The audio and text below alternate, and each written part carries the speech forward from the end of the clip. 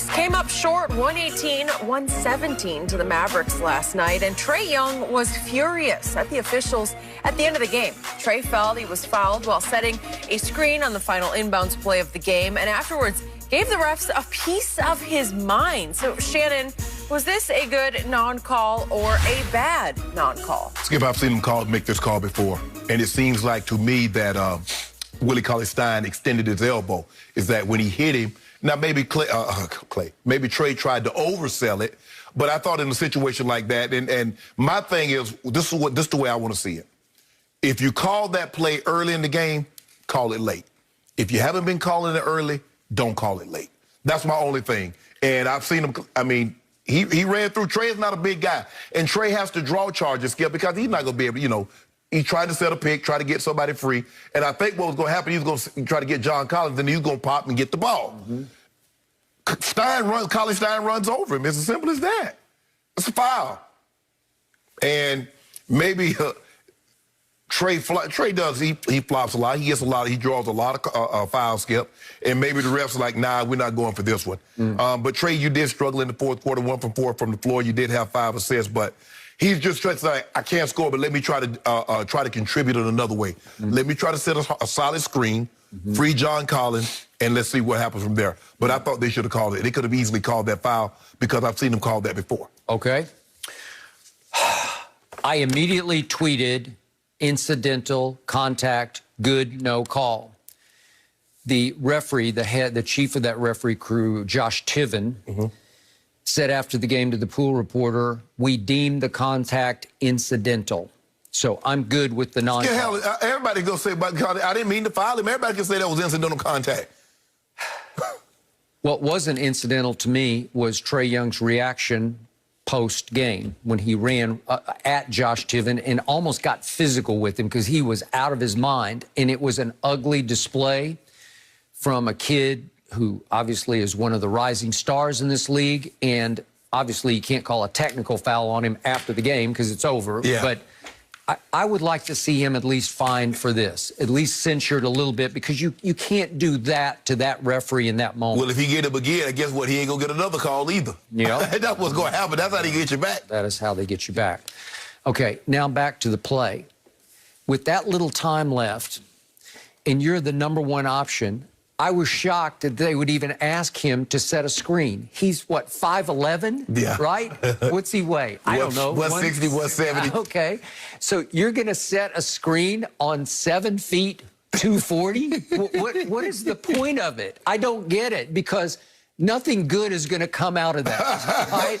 And Willie Cauley-Stein, who doesn't have a reputation as some... He was dirty dog. No. Okay. And he said after the game, Willie Cauley said...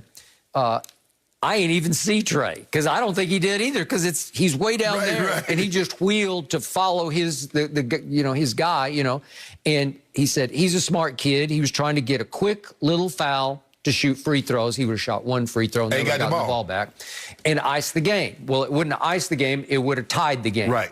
So to your point, it's possible in the backs of referees' minds they're saying, "I'm not going to just give you a tie game here because we're down to the end here. This is it. Sink or swim right now.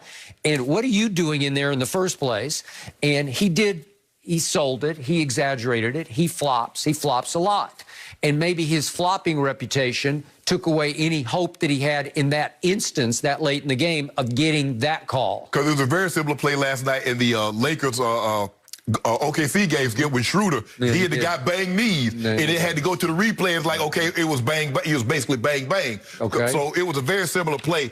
But I get it, Skip, in a situation like that, you like, do I really want to be the reason that this game is really tied on a play like that?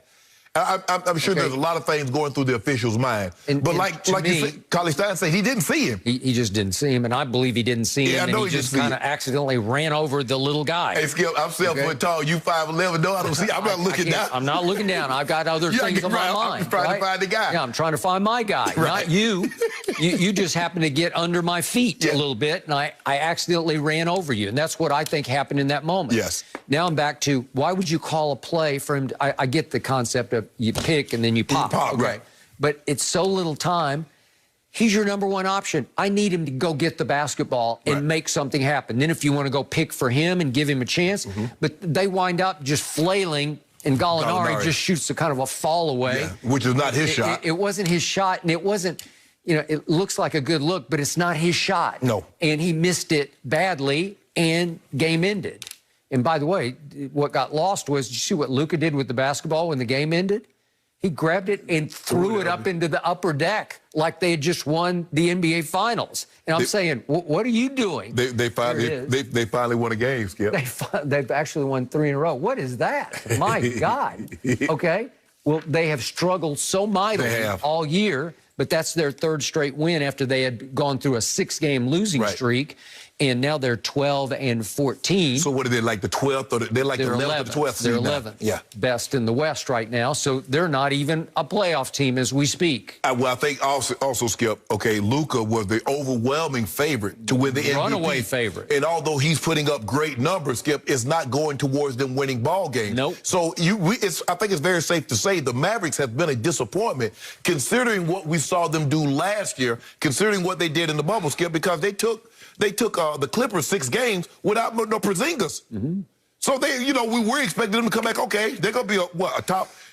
If they were a top 4 seed, I don't think anybody would have been surprised. We thought the regular players, we thought the Clippers, we thought the Lakers, maybe Utah, Denver. Okay, if they're fighting right there with Denver, the 4 or 5 seed, okay, fine. But the 11th seed? Nope. What if I told you about the kid you call Baby Bird? Yeah, he do it. Baby Bird. Another triple-double, Skip.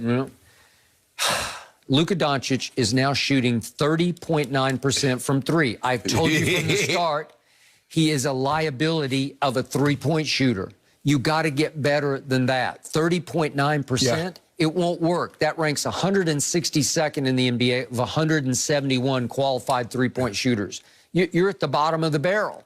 Well, he takes too many, and this is what that's the thing, Skip. If he's going to take that many, he definitely he needs to shoot better than 35%. He's taking like 7, 8 a game. Okay. So if you're going to shoot that bad, you need to be shooting 1 or 2 a game. All right. And he still leads the league in turnovers. LeBron is second, but I give them both some break because they have the basketball in their hands a lot.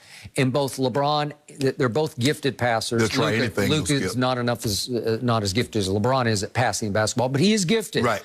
And they will try to create things that aren't really there. Right. LeBron's getting worse and worse at it. He's just trying things where, well, that just, you can't thread that needle. And once they get a fingertip on the ball, it's going the other direction. It's going the other direction, Okay. So in the end, Luka is off to a rough start, and that was actually a big win for him. And he went up and tried to hug Trey, and Trey wasn't ready to be hugged because he's out of his mind because he thinks he got robbed. Well, and plus the thing, Skip, these are the 2 guys, they're forever connected. They were traded for one another. Are they? And I thought they both played, they commit 25. Trey was 25, 15, and 7. And Luka was a triple-double, 25, 28, 10, and 10. Yep. So they played well. And so, Skip, when I play against you, and, it's kind of like, I guess, you look at D-Wade and LeBron, them, they're in that same draft class. Yeah. Okay, I've got to show you that, Well, sure. Those 2 especially, because they are just paired up against each other every time they play. So I think it's a situation, but for me, Skip, I probably would have called it. He ran over Ice Trey.